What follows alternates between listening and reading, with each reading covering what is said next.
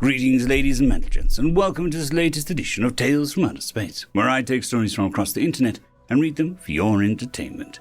This particular story is called Surrender at Six Rocks by Coyote Havoc. If NASA had the same budget as the United States military, the flash of light near Jupiter would have been immediately noticed. That not being the case, the sleek Vrel corvette entering the Sol system went unnoticed for the most part. There was no powerful, majestic human vessels to oppose this intrusion, no interstellar traffic to inform anyone of the small warship that had just exited the hyperlane. This mission would be unopposed by humanity or any other sentient race, just as intended. Cal sat in the command chair looking at the local star for a few moments, soaking up the excitement of his crew as they closed on the blue-green planet that was their target. Such a primitive world where violent conflict between different planetary factions was considered normal. Cal placed his hand on the box resting on the left arm of his command chair. Inside lay the sole reason for the secret mission. "Take us in, pilot," Cal said. He could feel the joy and anticipation build in his crew through the telepathic link all Vrel shared. He drank in the enthusiasm at what was to come. His eyes shone bright as the planet called Earth took up an entire bridge window. Nobody would stop him or his crew from the sweetest of victories. A light snow covered the field in back of Six Rocks Bar and Grill. The storm had hampered the amount of guests, but cleared just in time for the Chef Michael to watch the star flash into existence, then disappear as if it had never been. Chef Mike took another drag of his cigarette while enjoying what little heat escaped the gas grill to fight off the cold autumn wind. He knew that the coming battle was lost and considered if he had aptly prepared for his surrender. He mentally prepared for the loss while extinguishing his cigarette and prepared the capitulation that was inevitable. It only took 30 minutes for the elegant and deadly corvette to land in the field, and Chef Mike watched as the Vrel disembarked. Their dreadful camel spider appearance was even more terrifying by their militaristic bearing.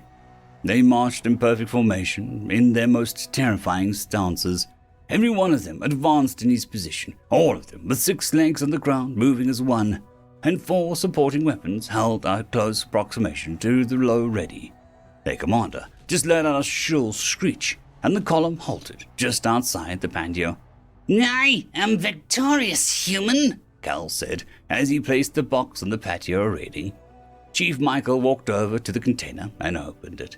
Inside were around 1,000 triangular metallic tokens.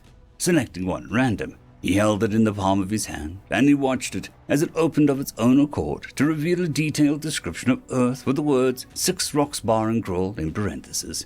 Beyond that were lines indicating hyperspace lanes that connected Earth to various points.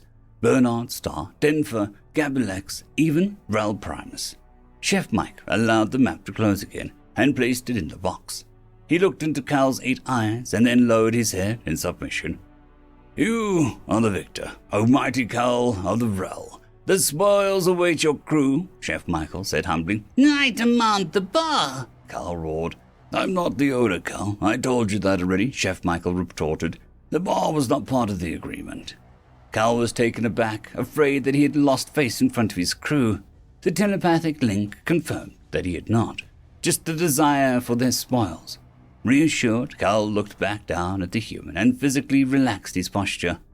"My sincerest apologies," he spoke quietly. "Happens all the time," Chief Mike said. "Has agreed cheeseburgers for your entire crew and 3 bottles of the green stuff. My treat." A roar of the crew echoed in the still and cold night air, and the military-style column devolved into a mob as if Sergeant Major had said zonk at the American military physical training formation, the 10-legged creatures each rushing into the bar to find a freshly prepared cheeseburger awaiting them, and the 3 bottles of green alcohol placed right in front of the bartender. This was the apex of victories for a Vrel survey crew. A free meal and a delightful green beverage called absinthe. Cal took a burger, still warm from the grill, and began to tear into it, savoring the flavors of beef and this human concoction called American cheese, melted directly on top. The crisp vegetable they called lettuce, with the thinly sliced fruit called tomato, and the spicy boiled vegetable called onion. Even the salty and sharp things called pickles heightened the sensation and further whetted the appetite, while satiating the longing that they had all felt while charting this map Chef Mike had requested. The green absinthe alcohol introduced a further clarity to the telepathic link while fogging their individual minds in a delightful way. In mere moments, every member of Cal's survey crew were in sheer bliss. Their meal finished, they reveled in the completion of the most unauthorized mission.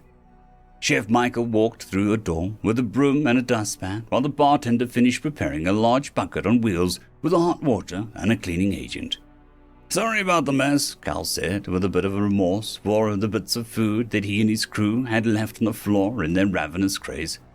"Happens all the time," the bartender said, shrugging it off. More of the absinthe was ordered by the crew as Chief Michael closed down the kitchen and began to wash the dishes. Cal thought back to the time he and his crew had discovered this planet by sheer accident, landing at this little establishment to begin their survey, and scared the living shit out of everyone at their bar. He washed himself in the memory of Chief Michael with his stoic face and defiant stance, addressing him as an equal, but a trepidation leaking with every word as he said, "Are you going to order something or not? I close in 20 minutes. Chef Mike, even with his paltry display of bravado, earned Cal's respect for standing up to his obviously fearsome visage, and Cal respectfully asked, "But is this a cheeseburger?" He chuckled to himself as Chef Michael walked out of the kitchen, his cleaning and shutdown complete. "Care to join me?" Cal asked the chef. Chef Michael and Cal leaned against the patio railing, where the box had been set earlier, enjoying their libations. "When we first landed here, I thought there was going to be a fight," Cal opined. "Happens all the time," Chef Michael responded before lighting a cigarette and taking a deep pull from it. "It's a bar after all. I'm just glad that we could come to an arrangement instead." Another band of clouds blocked the stars, and the light snow began to fall. The cold wind whipped a single tree next to the warship. Lights appeared above the clouds, and a smaller angular freighter engaged the landing sequence alongside Cal's ship. "Food, drink, or lost?" Cal asked. "Lost," Chief Michael guessed. The new arrival slithered its way out of their ship and slowly approached the patio, caution and fear reflecting in its eyes as it watched for any sign of aggression movement from Cal. "Oh, great virile warrior, please forgive my intrusion." Cal chuckled, and Chief Michael said, "Pay up." Cal produced a small lozenge of gold and handed it over to Chef Michael, to the newly arrived Gaturg. "Welcome to Six Rocks Bar and Grill," Chef Michael said warmly. "Took a wrong turn at Bernard's Star." The Gaturg lowered its eye stalks meekly in response. Cal laughed while responding, "Happens all the time." End of story. Story number 2, worth 1,000 words, written by EchoingCascade. The Silos surprise attack on the colony had gone perfectly until now. "Repeat that again, but make it make sense." General Maroc was not amused. His plan had taken months to prepare, and when it was finally time to take his prize, the human colony of Alpha Zeta 4, the advancement of his troops was halted by what seems to be no more than a handful of human soldiers executing hit-and-run attacks. The courier that had come with the letter of negotiations from the human was shaking in his boots, quite literally in fact. One would probably get friction burns from trying to hug him. "The human brought a drawing with what looks like a silos having relations with a cactus plant." General Maroc sighed. "Stupid-ass shaved monkeys. Execute the human and prepare to move out." The courier, still very much frightened, managed to find his voice. What do I tell the other Marines?" "Tell them nothing. Simply throw them the head of the, Did you say Marines?" The courier looked confused as he nodded. He barely noticed some of the officers in the room groaning. The general then pinched the bridge of his nose and extended a hand. "Give me that drawing." He looked at the colorful and anatomically improbable picture and sagged in his feet. "On second thought, let him go and tell him that we are leaving." The courier bowed low and left at a run. As soon as he was out of the room, the assembled Silos started packing their things. One of the general's youngest lieutenants couldn't hold his tongue anymore and spoke up. Why should we run? They have nothing left. We destroyed their weapons, caches, their food supplies. They have little place to hide. It's only a matter of time.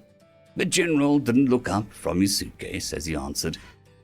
Time is what we don't have. They'll hold us off until reinforcements arrive. How? The scream from the young officer halted all activity. The general put out a sad smile and walked towards the man. Because, while they might be out of ammo, food, and shelter, he then handed him the drawing before continuing. They still have plenty of crayons. End of story.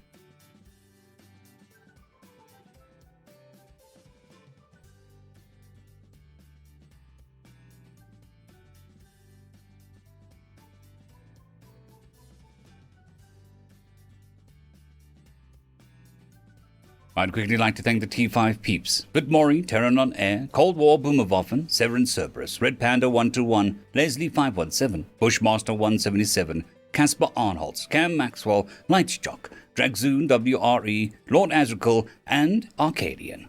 Thank you.